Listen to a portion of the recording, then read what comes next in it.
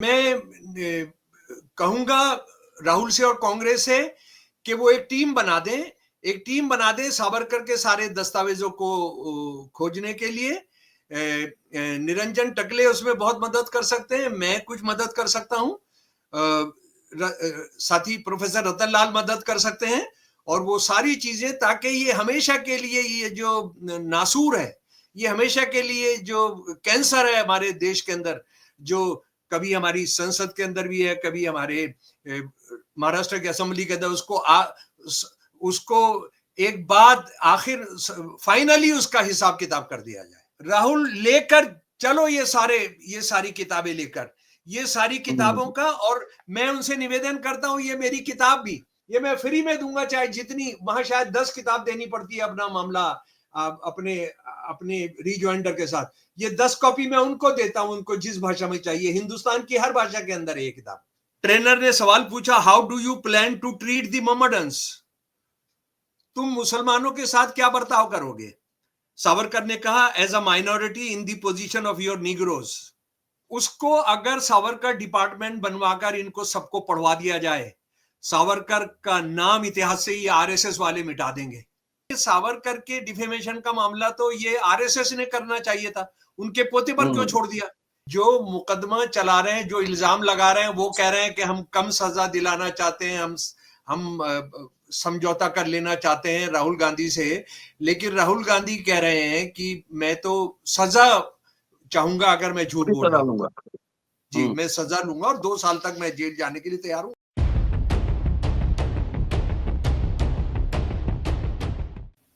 सावरकर, राहुल गांधी, सावरकर के वंशज और Pune court, MLA MP court. Rahul Gandhi ने एक वक्तव्य दिया था सावरकर के बारे में कि बचपन में वो मुसलमान को पीटते थे और खुश होते थे। इस वक्तव्य पर सावरकर के वंशजों ने अदालत का दरवाजा खटखटाया, मानहानि का मुकदमा ठोका। राहुल गांधी के वकील ने मानहानि मुकदमे को समन मुकदमा में तब्दील करने की सिफारिश की। कोर्ट ने उनके आवेदन, उनकी याचिका को मंजूर कर लिया है। समन मुकदमा यानी कि अब ऐतिहासिक दस्तावेजों को पेश किया जाएगा और उसके आधार पर बहस हुई कि राहुल गांधी ने जो कुछ कहा है वो सच है या झूठ है। मामला दिलचस्प हो गया है। चर्चा आज इसी विषय पर। दोस्तों, रतनलाल बोल रहा हूँ और आप देख रहे हैं अम्बेडकर नामा। शमसुल इस्लाम साहब आरएसएस के जानकार हैं, चलते फिरते इंसाइक्लोपीडिया हैं आरएसएस को लेकर। इनका दावा है कि जितना मटेरियल इनके पास है उतना शायद आरएसएस के लोगों के पास भी नहीं होगी। क्या है समन मुकदमा और राहुल गांधी ने जो जिस संदर्भ में बात कही थी वो क्या है, ये भी समझेंगे और ये भी समझने की कोशिश करेंगे कि अगर राहुल गांधी को अपना पक्ष रखना है, अपने वकील के माध्यम से रखेंगे, तो सावरकर को लेकर और क्या क्या पॉइंट्स हैं, क्या क्या इश्यूज हैं जिनको वो कोर्ट में पेश करते हैं। स्वागत है सर। जी, बहुत धन्यवाद, बहुत शुक्रिया। और आपने बहुत जरूरी विषय पर चर्चा रखी है, और मैं तो ये कहूंगा बिना किसी संकोच के कि गांधी जी की हत्या वाले दिन से, यानी 30 जनवरी 1948 से, ये देश जिस चीज के होने का इंतजार कर रहा था वो पूना के कोर्ट ने वो सामने रख दिया, परोस दिया है। ये हमने इस पर पहले भी विस्तार से बातचीत की थी, लेकिन इतना अच्छा फैसला आएगा इसका अंदाजा नहीं था। तो मैं जरा सा फिर एक बार, क्योंकि कुछ नए साथी भी हो सकते हैं सुनने वाले, ये बता देता हूं कि समरी ट्रायल और समन ट्रायल में क्या फर्क होता है। जब आप डिफेमेशन, किसी पर अवमानना का मुकदमा करते हैं या कोई भी दूसरा मुकदमा होता है समरी ट्रायल में, तो उसमें क्या होता है कि आप जो है उसका जो सजा दी जाती है, वो सजा एक छोटा सा जुर्माना हो सकता है, एक ये कहा जा सकता है इनसे माफी मांग लीजिए। वो क्रिमिनल नहीं होता है, वो फौजदारी मामला नहीं होता है। ये जो उनके पोते साहब ने जो किया कि भाई ये माफी मांग लें या जो है कोई जुर्माना हो जाएगा। राहुल गांधी ये कह रहे हैं कि नहीं, मुझ पर तो आप इससे गंभीर मामला चलाइए और मुझे समरी ट्रायल पर मुझे लाइए, समन ट्रायल पर लाइए। और समन ट्रायल जो होता है वो फौजदारी मामला होता है और उसमें 2 साल तक की सजा हो सकती है, बड़ा भारी जुर्माना हो सकता है। तो यानी जो मुकदमा चला रहे हैं, जो इल्जाम लगा रहे हैं, वो कह रहे हैं कि हम कम सजा दिलाना चाहते हैं, हम समझौता कर लेना चाहते हैं राहुल गांधी से। लेकिन राहुल गांधी कह रहे हैं कि मैं तो सजा चाहूंगा अगर मैं झूठ बोल रहा हूँ। जी, मैं सजा लूंगा और 2 साल तक मैं जेल जाने के लिए तैयार हूं।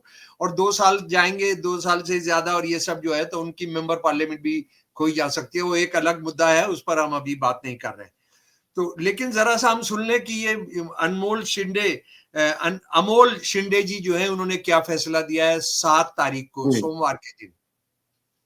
उन्होंने कहा है, वर्तमान मामले में अभियुक्त ने, यानी उनके जो पोते हैं, उन्होंने, सावरकर साहब के जो पोते हैं, ने तथ्य और कानून के ऐसे वर्तमान मामले में अभियुक्त यानी राहुल गांधी ने तथ्य और कानून के ऐसे सवाल उठाए जो जटिल प्रकृति के हैं।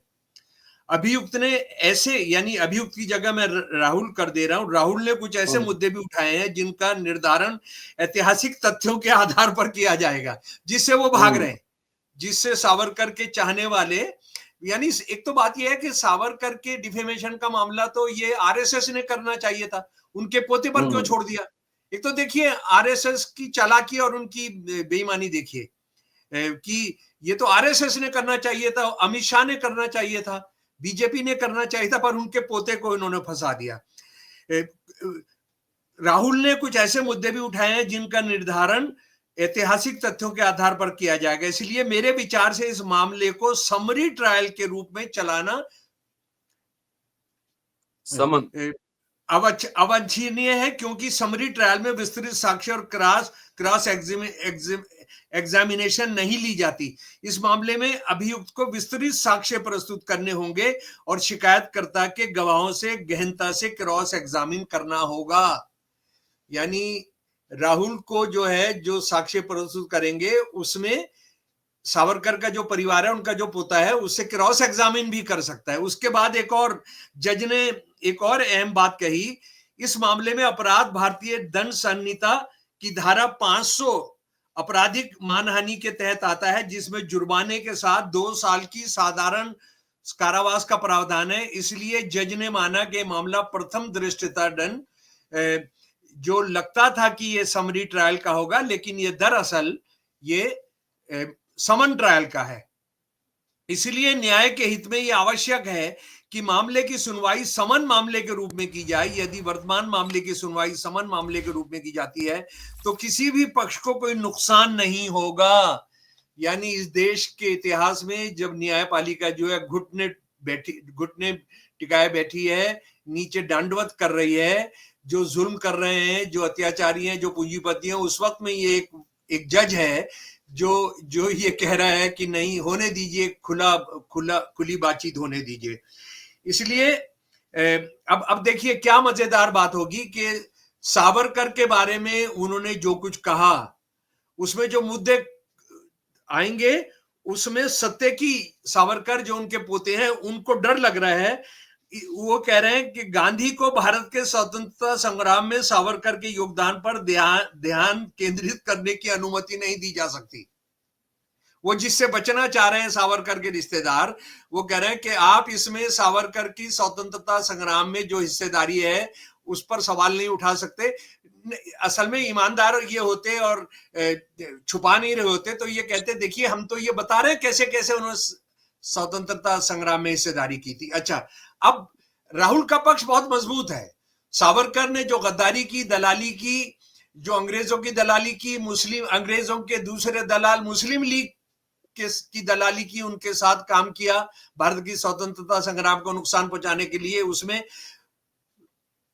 सावरकर और हिंदू महासभा के दस्तावेजों से मैं 2 बातें आपके सामने रख रहा हूं। पिछली बार भी हमने इस बात को पेश किया था कि ये सबसे पहली जीवनी है, ऑफिशियल जीवनी सावरकर की, धनंजय कीर की लिखी हुई, जो उन्होंने लिखा था। धनंजय कीर एक हिंदू महासभा के बहुत समर्थक और हिंदुत्ववादी थे। और इनको सारे दस्तावेज, फाइलें, पूरा सावरकर परिवार ने सारी फाइलें इनको दे दी थी, जिसके आधार पर इन्होंने ये किताब लिखी। और इस किताब के अंदर एक बात बहुत साफ कही गई, और वो ये है कि ये सन 1950 में किताब छपी थी, और जब सावरकर 10 साल के थे तो उसको इसकी एक घटना बताते हुए इसमें कहा गया, मैं अंग्रेजी से हिंदी अनुवाद कर रहा हूं। बालक सावरकर ने गांव की मस्जिद पर चयनित स्कूल साथियों के एक समूह के साथ चढ़ाई की। इन लड़कों की बटालियन ने उस पर पत्थर बरसाए, इसकी खिड़कियां और टाइलें तोड़ दी और विजयी होकर लौटे। ये घटना इस बात का पहला संकेत देती है कि विनायक कितने साहसी व्यक्ति थे। तो अब जब ये मंदिर पर इन्होंने किया, तो ये मस्जिद पर जी, मस्जिद पर किया, तो ये धनंजय कीर इस बात को कह रहे हैं। लेकिन और धनंजय कीर ने क्या किया है कि उसमें ये बताया कि वो मस्जिद आबाद नहीं थी, ये सब नहीं था, और उन्होंने वो टाइलें तोड़ दी। लेकिन सावरकर ने खुद क्या लिखा, जरा वो इस बारे में सुन लीजिए, वो मैं आपके सामने बताना चाहता हूँ। सावरकर साहब ने, ये आरएसएस का या हिंदुत्ववादियों का एक प्रकाशन संस्थान है, प्रभात प्रकाशन जी, इन्होंने इनके जो डॉक्यूमेंट छापे हैं 12, 13, 14 वॉल्यूम में, और खूब चांदी काटी है। 14 वॉल्यूम में है सर। खूब चांदी काटी है, क्योंकि हिंदुस्तान के जो उत्तरी भारत के खासतौर पे जहां आरएसएस बीजेपी की सरकार है, वहां सबको इसके 10-10 सेट लेने हैं या 5-5 सेट लेने हैं, कुछ इस तरह का आदेश है। तो वो कितना पैसा कमाया होगा। ये इनका पहला वॉल्यूम है प्रभात प्रकाशन का, पेज 152, 153 पर। हमने मस्जिद को जो जी भरकर तहस नहस किया और उस पर अपनी बहादुरी का झंडा फहराया, वो केसरिया झंडा फहराया था। हमने शिवाजी की युद्ध रणनीति का पूरी तरह से पालन किया और काम पूरा करने के बाद वहां से भाग गए। आप इसका अंदाजा कर सकते जी, वहां से हम फरार हो गए जी, वहां से हम फरार हो गए। तो आप इसका अंदाजा लगा सकते हैं कि शिवाजी को वो जबरदस्ती इसके अंदर लेकर आ रहे हैं। शिवाजी ने कभी भी धार्मिक स्थलों को नुकसान नहीं पहुंचाया, शिवाजी ने कभी भी मजारों को नुकसान नहीं पहुंचाया, बल्कि उनको सुरक्षा प्रदान की, उनको जमीनें, उनको दुकान, एक जगह तो तंबाकू की दुकान, एक मजार का खर्चा चलता रहा उसके लिए, तंबाकू की दुकान। ये जो सावरकर लिख रहे हैं, किस वॉल्यूम में, पेज नंबर कितने पे, जरा हमारे ये वॉल्यूम 1, 152, 153 में। वॉल्यूम 1, 152, 153। मैंने सारे कंटेंट्स देखे हैं, और उसमें बहुत सारे मसाला है उसमें, बहुत मसाला है, बहुत। उसको अगर सावरकर डिपार्टमेंट बनवाकर इनको सबको पढ़वा दिया जाए, सावरकर का नाम इतिहास से ही आरएसएस वाले मिटा देंगे। आरएसएस अभी और आएंगे, अभी हम और आते हैं। तो जी। अच्छा, अब आप ये सुनिए, जो राहुल कह रहे हैं कि वो वहां मुसलमानों को मारकर वो खुश होते थे, तो इस मस्जिद में मुसलमान नहीं होंगे क्या? इस मस्जिद में मुसलमान नमाज पढ़ने आते होंगे ना? दूसरी बात है कि 14 वॉल्यूम किताब जो छपी है, ये तो हर जगह अवेलेबल है, हमारे कॉलेज की लाइब्रेरी में भी है। जी। और इससे कोई डिनाई थोड़ी कर सकता है कि प्रभात प्रकाशन ने छापा है तो गलत छापा है। गलत छापा है तो उसने पहले इसका विरोध क्यों नहीं किया? जी, बिल्कुल। अच्छा, उसके बाद मैं कांग्रेस वालों से बता रहा हूं कि भाई प्लीज, आप लोग के जो आपकी जो विरासत है, वो बहुत पढ़ने लिखने वाले लोग थे, लेकिन आपने वो सबको भुला दिया। और पढ़िए, ये एक बहुत बहुत बड़ा सेकेंड वर्ल्ड वॉर के आसपास का बहुत बड़ा पत्रकार रहा है, जिनका नाम है जनाब टॉम ट्रेनर। भाई जरा गौर से सुन लीजिए, हाँ, और साथी लोग आप भी गौर से सुन लीजिए। ये इन्होंने सावरकर का इंटरव्यू किया, एक ऐतिहासिक इंटरव्यू किया। इन्होंने जो सारी जीवन में काम किया, उनके किताब का नाम है one damn thing after another. एक के बाद एक डैम थिंग, यानी बड़ी अजीबोगरीब बात, एक के बाद एक। The adventures of an innocent man trapped between public relations and the access. ये किताब का नाम है। ये किताब थोड़ी महंगी है, लेकिन इसको जरूर पढ़ना चाहिए, मेरे पास है। इसमें लंबा इंटरव्यू है, और वो इंटरव्यू आप पढ़ेंगे तो ये सावरकर किस तरह के आदमी थे और क्या ड्रामा करते थे उसका अंदाजा होगा। लेकिन ये जरा सी 5 लाइनें सुन लीजिए। मैं पहले अंग्रेजी में सुनाता हूं, फिर उसका हिंदुस्तानी अनुवाद करूंगा। ये ट्रेनर ने सवाल पूछा, how do you plan to treat the Mohammedans? तुम मुसलमानों के साथ क्या बर्ताव करोगे?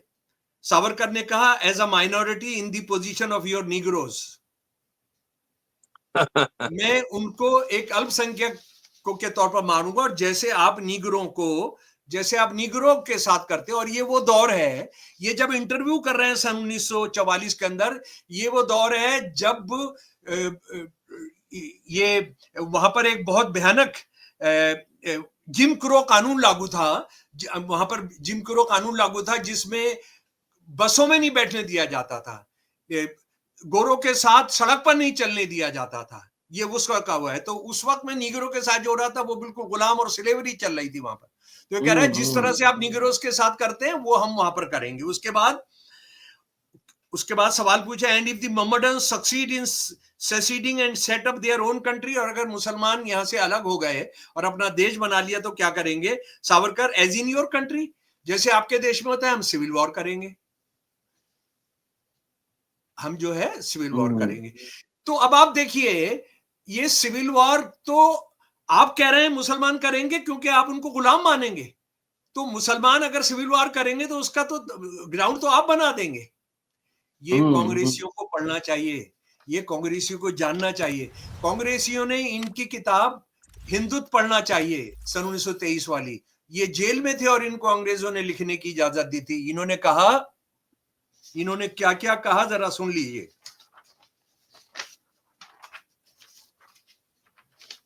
जी, इन्होंने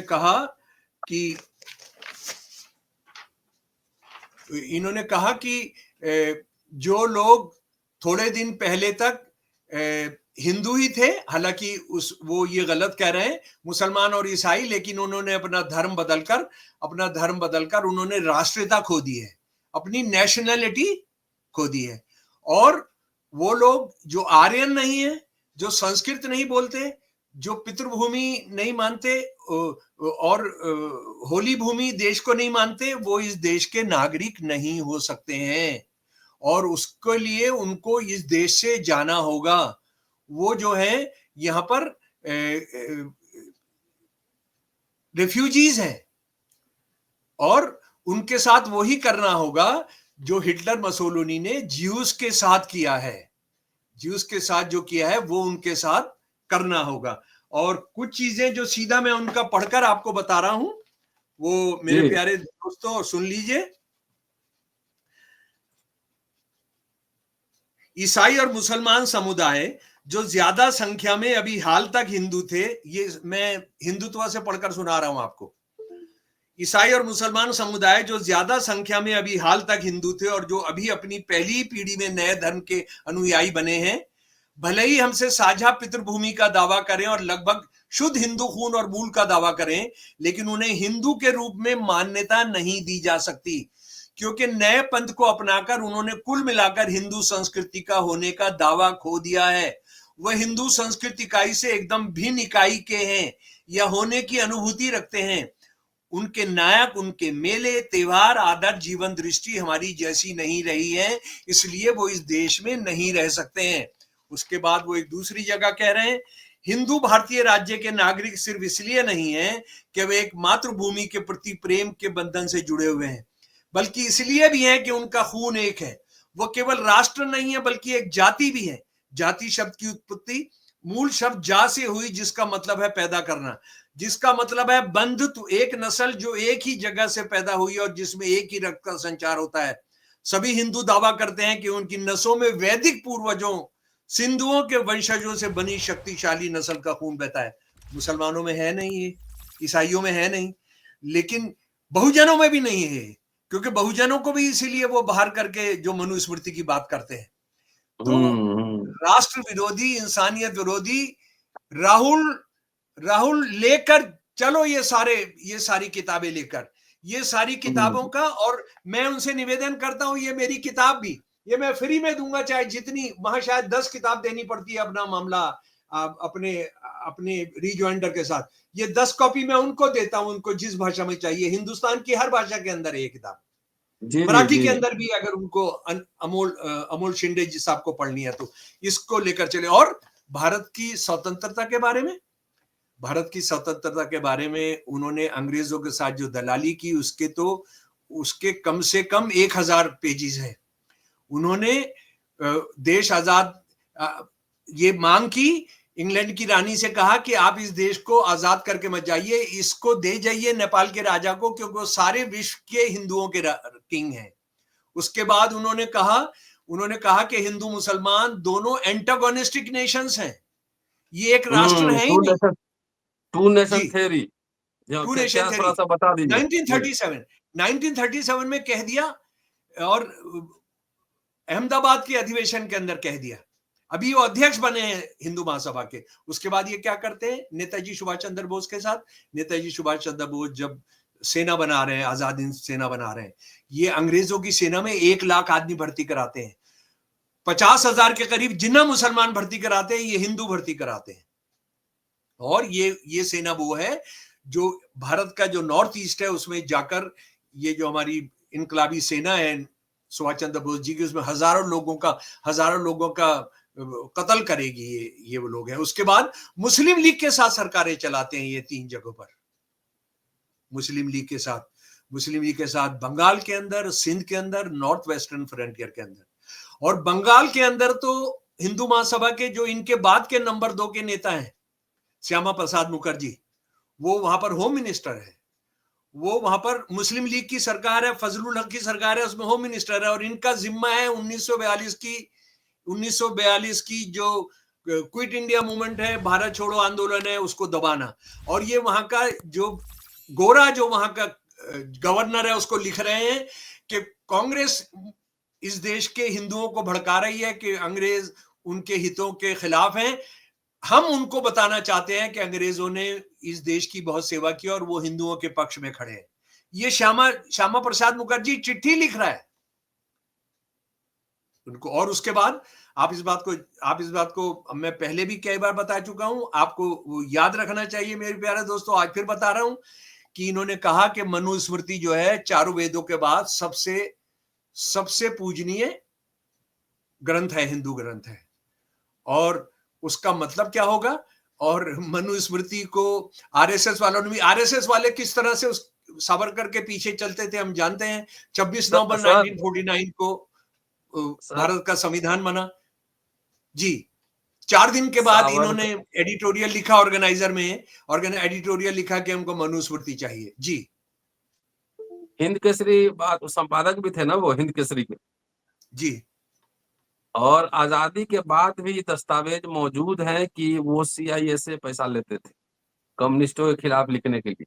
आप एक्स पे मैंने वो दस्तावेज शेयर किया है, आप खाली जी सर्च कर लीजिए रतन लाल ऑन सावरकर, आपको जी कागज मिल जाएगा।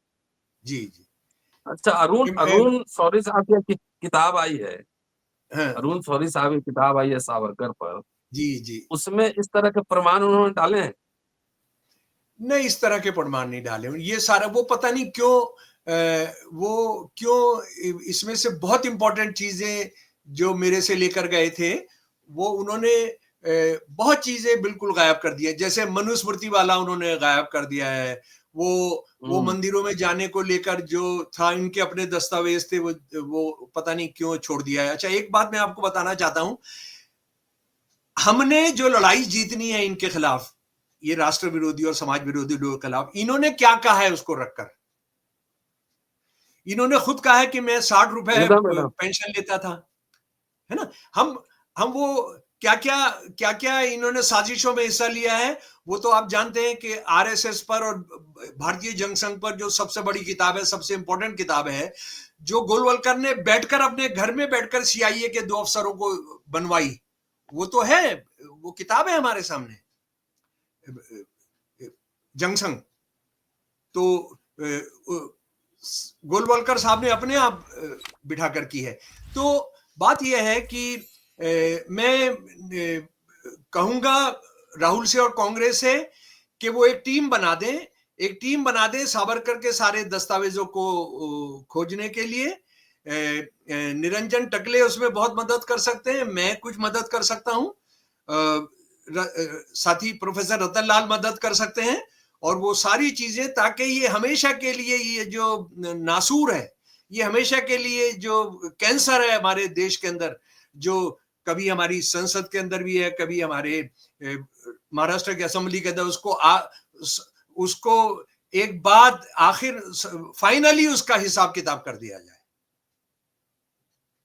अच्छा सर, मोहम्मडन्स को छोड़ दीजिए, तो सिख, बौद्ध, जैन, पारसी, अन्य अल्पसंख्यक के बारे में सावरकर क्या लिखते थे? जैसा कि मैंने वो अपनी किताब इंडिपेंडेंट धर्म धर्मांतरण ही पे नहीं है, वो धर्म नहीं, नहीं है। नहीं सुनिए ना, वो जी बुद्धिज्म पे कुछ उल्टा-पुल्टा लिख रहे थे केसरी में। जी, तो हाँ बहुत अम्बेडकर ज्यादा। साहब ने लिखा है कि सावरकर नादान है।